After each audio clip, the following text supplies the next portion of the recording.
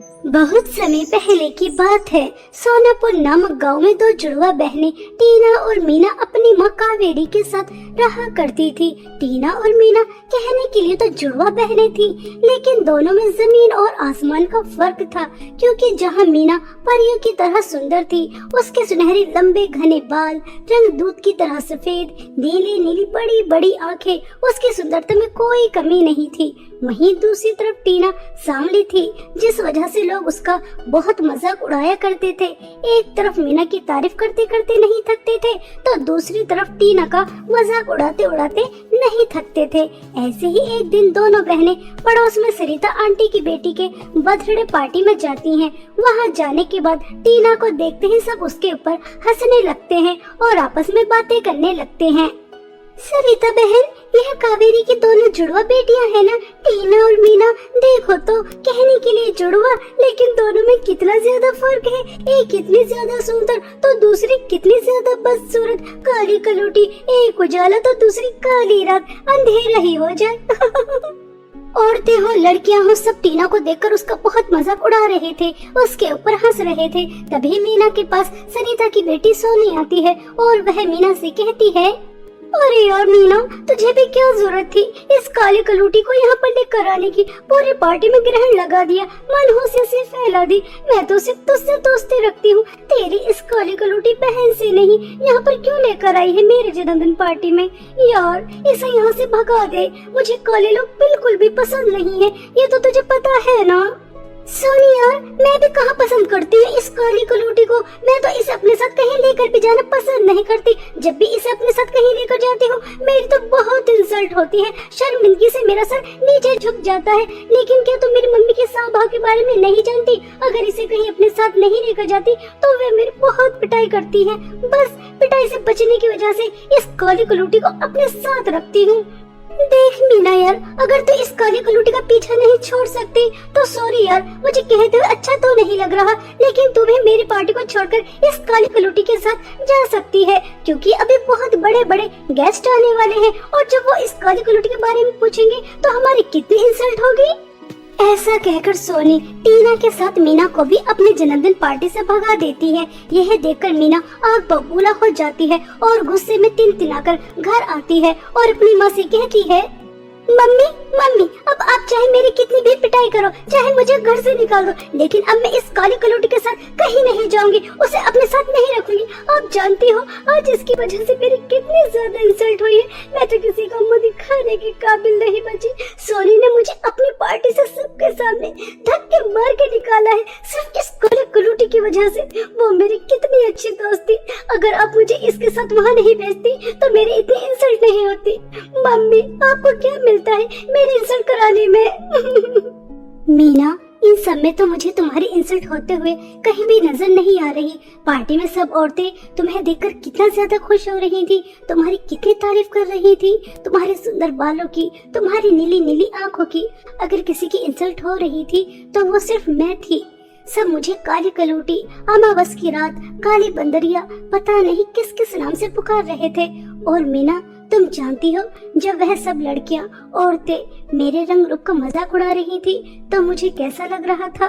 तुम जानती हो, जैसे कि मेरा कोई अस्तित्व भी ना हो। क्या सुंदरता ही सब कुछ होती है? लोगों को दूसरों के अंदर कमियां निकालकर, उन्हें नीचा दिखाकर आखिर मिलता क्या है? हाँ टीना की बच्ची काली कलूटी, सुंदरता ही सब कुछ होती है। सुंदर लोग ही सबको पसंद आते हैं, बस सूरत लोग किसी को पसंद नहीं आते। मीना, तुम गलत हो। इंसान की सुंदरता ही सब कुछ नहीं होती।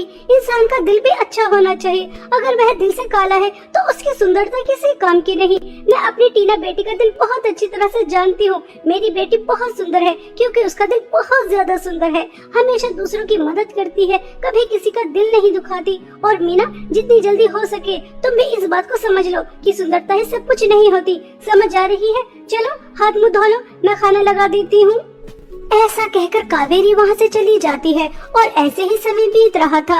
और एक दिन कावेरी के पास उसकी बहन का फोन आता है। तभी वह दौड़ी दौड़ी अपनी दोनों बेटियों के पास आती है और उनसे कहती है, तुम दोनों समय पर तैयार रहना, अभी जमुना दीदी का फोन आया था।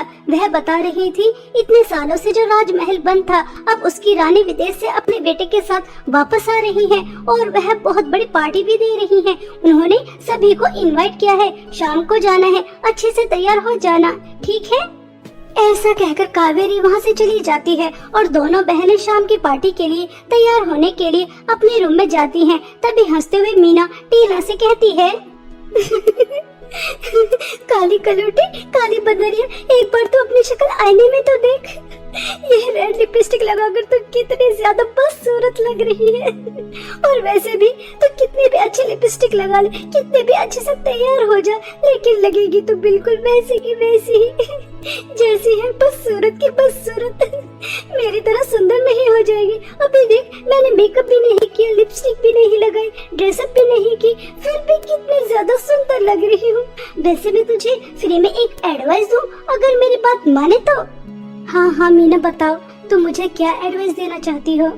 देखिए तो तू अच्छी तरह से जानती है कि तू काली कलूटी बदसूरत है। तुझे देखना कोई पसंद नहीं करता, बल्कि तेरे ऊपर सब हंसते हैं, तेरा कितना मजाक उड़ाते हैं। अगर तू चाहती है कि पार्टी में तेरा कोई मजाक ना उड़ाए, सब तेरे ऊपर ना हंसे, तो मेरी बात मान, तू पार्टी में जाना कैंसिल कर दे। क्योंकि तूने कुछ दिन पहले देखा ही था, सोनी के बर्थडे पार्टी में सब तेरे ऊपर कितना हंस रहे थे। मैं तो बस तेरे भले के लिए कह रही हूँ, क्योंकि ये पार्टी वगैरह बदसूरत लोगों के लिए नहीं होती, सिर्फ सुंदर लोगों के लिए होती है, जैसे कि मैं सुंदर हूँ। मीना, कुछ भी कहो, लेकिन आज तुमने बिल्कुल 100% बात बिल्कुल सही कही है। मेरी वजह से तुम्हारी और माँ की बहुत इंसल्ट होगी और सब मेरा मजाक भी उड़ाएंगे। और जब सब मेरा मजाक उड़ाते हैं, मेरे ऊपर हंसते हैं, तो मेरा आत्मविश्वास बहुत कम हो जाता है। इसलिए मैं पार्टी में नहीं जाऊंगी। टीना के इतना कहते ही मीना बहुत ज्यादा खुश हो जाती है और वह बहुत अच्छे से तैयार होकर अपनी माँ के साथ पार्टी में जाने लगती है। अपनी माँ और बहन के पार्टी में जाने के बाद टीना खुद को आईने में देखकर बहुत ज्यादा फूट फूट कर रोती है। आज मैं अपने रंग रूप की वजह से इतनी बड़ी पार्टी में नहीं गई। सब वहाँ पर कितना एंजॉय कर रहे होंगे, बस मुझे छोड़कर। अगर मैं भी सुंदर होती, काली नहीं होती, तो कोई मेरा मजाक नहीं उड़ाता, मेरे ऊपर हंसता नहीं, तो कितना अच्छा होता। मगर ऐसा नहीं है, हकीकत ये नहीं है। मैं काली हूँ, सुंदर नहीं हूँ, मगर क्या मुझे ऐसी लड़कियों को जीने का कोई अधिकार नहीं? क्या मुझे पार्टी शादी में जाने का कोई अधिकार नहीं? मैं खुश नहीं रह सकती। मुझे दुखी करने में, मुझे नीचे दिखाने में आखिर दुनिया वालों को क्या मिलता है? वो मुझे खुश क्यों नहीं रहने देते? ऐसा कहकर टीना बहुत ज्यादा फूट फूट कर रो रही थी। तभी टीना को बाहर से किसी के रोने की आवाज आती है। टीना तुरंत बाहर जाकर देखती है तो एक बूढ़ी औरत रो रही थी। तभी टीना उनसे कहती है, अरे अम्मा जी, आप क्यों रो रही हैं? आखिर क्या परेशानी है? बेटा, मैं इस गांव की नहीं हूँ, आँखों से थोड़ी कमजोर हूँ, चलती चलती रास्ता भटक गई। क्या तुम मुझे मेरे घर तक पहुँचा सकती हो? जी बिल्कुल अम्मा जी, मैं आपको आपके घर तक सही सलामत पहुंचा दूंगी, चलिए।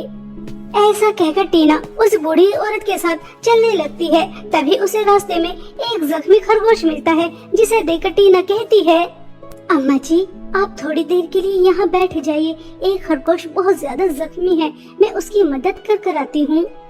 ऐसा कहकर टीना अम्मा को पेड़ के नीचे बिठा देती है और खुद उस खरगोश के पास जाती है और आसपास के पेड़ से जड़ी बूटियां लेकर उस खरगोश के जख्मों पे लगा देती है। वह खरगोश कुछ ही देर में पहले से बेहतर हो जाता है। टीना खरगोश की मदद करके अम्मा के साथ थोड़ी दूर और चलती है तो टीना को एक सूखा पेड़ नजर आता है और उसके आसपास गंदगी भी बहुत ज्यादा थी, जिसे देखकर टीना कहती है, अम्मा जी माफ करना, लेकिन बस थोड़ी देर और। यहाँ पर सभी पेड़ हरे भरे हैं, लेकिन एक पेड़ सूखा हुआ है। लगता है काफी समय से इसने पानी नहीं पिया और उसके आसपास भी गंदगी बहुत है। बस मैं उस पेड़ को पानी पिलाकर और उसकी सफाई कर अभी आती हूँ।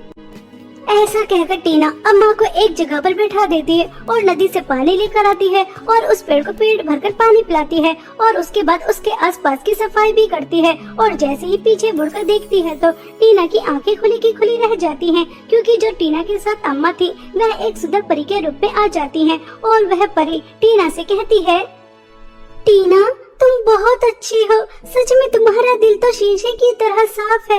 मैं हमेशा परीलोक से पृथ्वी पर घूमने के लिए आती हूँ और ऐसे ही हमेशा की तरह आज भी आ रही थी। तभी मैंने तुम्हारी रोने की आवाज सुनी। तुम अपने रंग रूप को लेकर बहुत ज्यादा रो रही थी। मैं तुम्हारी मदद करना चाहती थी, लेकिन हमारे परीलोक का नियम है, हम कभी भी किसी लालची और बुरे इंसान की मदद नहीं करते। इसलिए मैंने तुम्हारी परीक्षा ली और एक बुढ़िया के रूप में आकर तुमसे मदद मांगी और तुम अपनी परीक्षा में पास हो गई। तुमसे किसी का दुख देखा नहीं जाता। कैसे तुमने खरगोश की मदद की, सूखे पेड़ को पानी पिलाया। अब मैं तुम्हारी मदद कर सकती हूँ। आप मेरे साथ चलो मेरे जादुई सोने और चांदी की लिपस्टिक की नदी के पास। ऐसा कहकर परी टीना को अपने साथ जादुई सोने और चांदी की लिपस्टिक की नदी के पास ले जाती है, जहाँ पर एक तरफ जादुई सोने की लिपस्टिक बह रही थी और दूसरी तरफ जादुई चांदी की लिपस्टिक बह रही थी। तभी परी दोनों जादुई सोने और चांदी की लिपस्टिक में से एक एक जादुई लिपस्टिक टीना को देती है और उससे कहती है, टीना 3 बार जादुई सोने की लिपस्टिक लगाओ और 2 बार जादुई चांदी की लिपस्टिक लगाओ और उसके बाद देखना जो जादुई सोना चांदी की लिपस्टिक की नदी की जादुई लिपस्टिक से कमाल होगा। परी के ऐसे कहने पर टीना 3 बार जादुई सोने की लिपस्टिक लगाती है और 2 बार जादुई चांदी की लिपस्टिक लगाती है और देखते ही देखते टीना बहुत ज्यादा सुंदर हो जाती है। बिल्कुल ऐसे जैसे आसमान से कोई सुंदर परी उतरी हो। खुद को इतना ज्यादा सुंदर देखकर टीना बहुत ज्यादा खुश होती है और परी को धन्यवाद कहती है। परी जी आपका बहुत बहुत धन्यवाद। आप कोई मेरे रंग रूप का मजाक नहीं उड़ाएगा, मेरे ऊपर हंसेगा नहीं, सब मुझसे दोस्ती करेंगे। मैं शादी पार्टी में भी जाऊंगी, दोस्त बनूंगी, एंजॉय करूंगी। अब मैं अपनी जिंदगी को भरपूर जीऊंगी। ऐसा कहकर टीना परी को धन्यवाद कहकर खुशी खुशी राजमहल चली जाती है। टीना बहुत ही ज्यादा सुंदर लग रही थी। जो भी कोई उसे एक बार देख रहा था बार बार देखना चाह रहा था। कुछ देर बाद रानी सुमित्रा देवी अनाउंसमेंट करती हैं, आप सभी लोग हैरान होंगे कि हम इतने सालों बाद अपने गांव क्यों वापस आए हैं। हम आपको बताना चाहते हैं, हम अपने गांव की सुंदर लड़की से अपने बेटे की शादी करवाना चाहते हैं और जिस लड़की की हमें तलाश थी वह हमें मिल चुकी है। हम वह फ्रॉक में सबसे सुंदर लड़की खड़ी है उसी से अपने बेटे राजकुमार सम्राट की शादी करवाना चाहते हैं। फ्रॉक में सुंदर लड़की कोई और नहीं बल्कि टीना ही थी। यह सुनकर टीना बहुत ज्यादा खुश हो जाती है और कुछ समय बाद मीना और उसकी माँ को भी पता चल जाता है कि सुंदर लड़की और कोई नहीं बल्कि टीना ही है। कावेरी तो बहुत ज्यादा खुश होती है, लेकिन मीना अंदर ही अंदर जल भूनकर राख हो जाती है और वह टीना से कहती है, तू तो इतनी ज्यादा बदसूरत थी, काली गलूटी थी, अचानक कितनी ज्यादा सुंदर कैसे हो गई, मुझे नहीं बताएगी?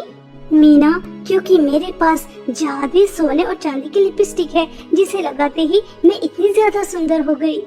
अरे वाह, जब ये काली कलूटी बदसूरत इतनी ज्यादा सुंदर हो सकती है तो मैं तो कितनी ज्यादा सुंदर हूँ और भी ज्यादा सुंदर हो जाऊंगी। मुझसे ज्यादा सुंदर और कोई नहीं होगा और फिर राजकुमार सम्राट से तो मेरी ही शादी होगी। इस काली कलूटी की नहीं, घर जाते ही तुरंत जादुई सोने और चांदी की लिपस्टिक लगा लूंगी। फिर देखना टीना की बच्ची तो कैसे करती है राजकुमार सम्राट से शादी। ऐसा सोचकर मीना अंदर ही अंदर बहुत खुश होती है और घर जाने के बाद तुरंत टीना के पर्स से जादुई सोने और चांदी की लिपस्टिक निकालती है और लगा लेती है। मीना को नहीं पता था कि जादुई सोने और चांदी की लिपस्टिक किस तरह से लगाई जाती है, इसलिए वह गलत तरीके से लगा लेती है और उसको उसके गलत परिणाम भी भुगतने पड़ते हैं, क्योंकि उसे लगाते ही मीना बहुत ही ज्यादा बदसूरत हो जाती है। खुद को इतना ज्यादा बदसूरत देखकर मीना बहुत फूट फूट कर रोती है, लेकिन अब कुछ नहीं हो सकता था। मीना ऐसे ही बदसूरत रहती है और टीना की कुछ समय बाद राजकुमार सम्राट से शादी हो जाती है और वह उसके साथ विदेश वापस चली जाती है और वहां जाकर एक हंसी खुशी जीवन बिताती है। इसी तरह टीना के अच्छे स्वभाव की वजह से उसकी जिंदगी में खुशियां ही खुशियां आ गई और वहीं दूसरी तरफ मीना के बुरे स्वभाव, घमंड और लालच की वजह से उसकी जिंदगी में अंधेरा ही छा गया। एक समय की बात है, सावित्री नाम की एक औरत अपनी 3 बेटियों के साथ विजयनगर नाम के गांव में रहा करती थी। सावित्री का पति मोहन सेठ के खेतों में काम किया करता था और उसके कमाए हुए पैसों से ही सावित्री का पूरा घर चलता था। परंतु छोटी उम्र से ही काम करने के कारण वो बहुत कमजोर हो चुका था। इसलिए एक दिन जब वो खेतों में काम कर रहा था तो अचानक ही उसे चक्कर आते हैं और थोड़ी ही देर बाद उसके अचानक ही मृत्यु हो जाती है। सावित्री को जब ये बात पता चलती है तो उसकी तो पूरी दुनिया ही उजड़ जाती है। परंतु उसकी 3 बेटियां भी थी जिसका उसे ख्याल रखना था। इसलिए वो खुद को संभालती है और पूरे घर को संभालने का जिम्मा अपने ऊपर ले लेती है। सावित्री की 3 बेटियां थी जिसमें से सबसे बड़ी थी आंचल, उससे छोटी प्रिया और मीनू। आंचल बड़ी होने के साथ साथ समझदार भी थी। वो अपनी माँ के दुख, घर की परेशानियों और बाकी सभी चीजों को बड़ी समझदारी से समझती थी, जबकि दूसरी ओर प्रिया और मीनू को केवल अपने आप से ही मतलब रहता था। उन्हें फर्क नहीं पड़ता था कि उनके घर में कैसी स्थितियाँ हैं, क्या चल रहा है क्या नहीं। बस उन्हें जो चाहिए होता था वो चाहिए होता था। घर का खर्चा, रोजी रोटी चलाने के लिए सावित्री सब्जी बेचने का काम शुरू कर देती है। वो गर्मियों की धूप में इधर से उधर सब्जी बेचती है और घर का खर्चा चलाती है। परंतु वो इतना कुछ कर कर भी अपनी दोनों छोटी बेटियों प्रिया और मीनू को खुश नहीं कर पाती थी, क्योंकि उन दोनों की डिमांड ही कभी पूरी नहीं होती थी। ऐसे ही एक दिन जब सावित्री सब्जी बेचने जाती है तो उसकी एक भी सब्जी नहीं बिकती। पूरे दिन वो इधर से उधर घूमती रहती है, लेकिन कोई फायदा नहीं होता। शाम के वक्त वो सोचती है, मेरी तो कुछ समझ में ही नहीं आ रहा है कि मैं क्या करूं। वहाँ घर पर मेरे बच्चे भूखे बैठे हैं और यहाँ मेरे पास उन्हें खिलाने के लिए कुछ भी नहीं है। मुझे तो प्रिया और मीनू ने कहा था कि मैं उनके लिए बर्गर लेकर आऊं और यहाँ मेरे पास सूखी रोटी के पैसे भी नहीं हैं। हे भगवान, ये तो हमें कैसे दिन दिखा रहा है। सावित्री ये सोच रही होती है कि तभी उसे सामने एक अमीर औरत दिखाई देती है जो अपने घर का बचा हुआ खाना एक गाय को डाल रही थी। सावित्री भागती हुई उस औरत के पास जाती है और कहती है, मेम साहब, अगर आपके पास ये खाना अतिरिक्त बच गया है तो कृपया करके मुझे दे दीजिए। देखिए, मैं भिखारन नहीं हूँ, मैं मेहनत करके सब्जी बेचती हूँ, लेकिन आज मेरी एक भी सब्जी नहीं बिकी है और मेरे बच्चे घर पर भूखे हैं, इसलिए मुझे खाने के लिए आपके आगे हाथ फैलाने पड़ रहे हैं। कोई बात नहीं, ये खाना तुम ले जाओ। वैसे भी ये खाना मैं गाय को डाल रही थी। अगर तुम्हें चाहिए तो तुम रख लो, और अगर तुम्हें पैसे की जरूरत है तो मेरे घर पर आ जाओ। मेरे घर पर आज एक पार्टी थी, तो उस पार्टी के बाद घर पर काफी कचरा फैल गया है और काफी सारे बर्तन भी है। अगर तुम उन्हें साफ कर दोगी तो मैं तुम्हें कुछ पैसे दे दूंगी।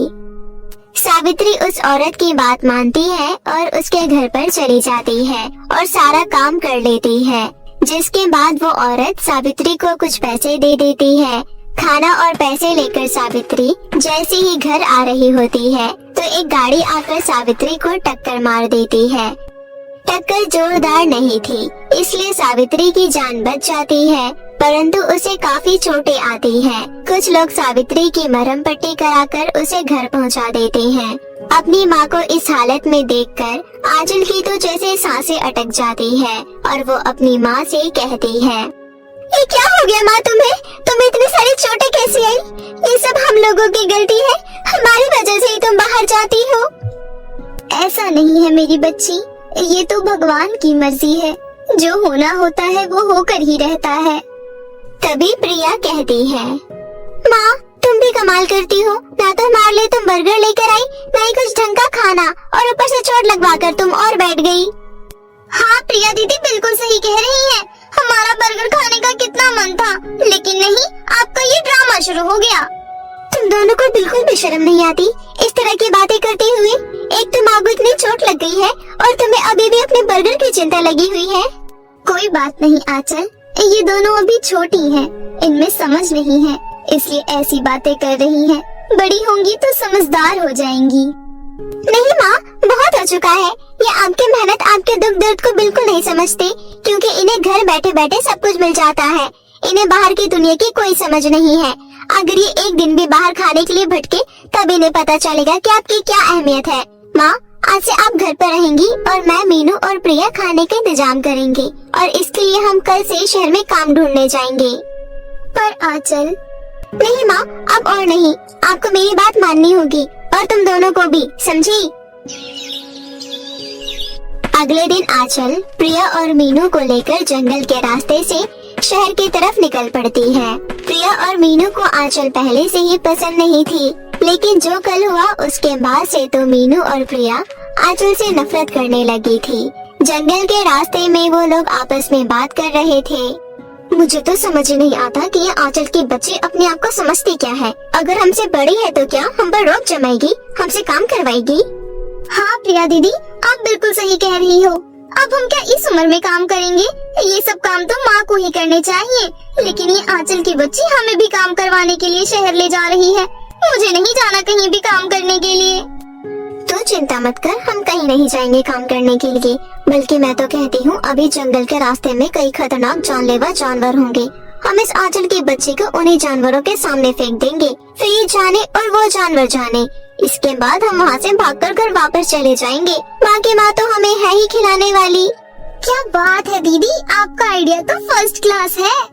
ऐसी ही बातें करते हुए वो दोनों आंचल के साथ जा रही थी। तभी रास्ते में उन्हें एक बूढ़ा लकड़हारा दिखाई देता है जो कि बहुत ही कमजोर था।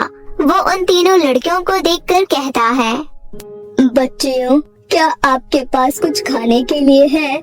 मैं बहुत भूखा हूँ, मैंने बहुत दिनों से कुछ नहीं खाया, मेरी मदद कीजिए।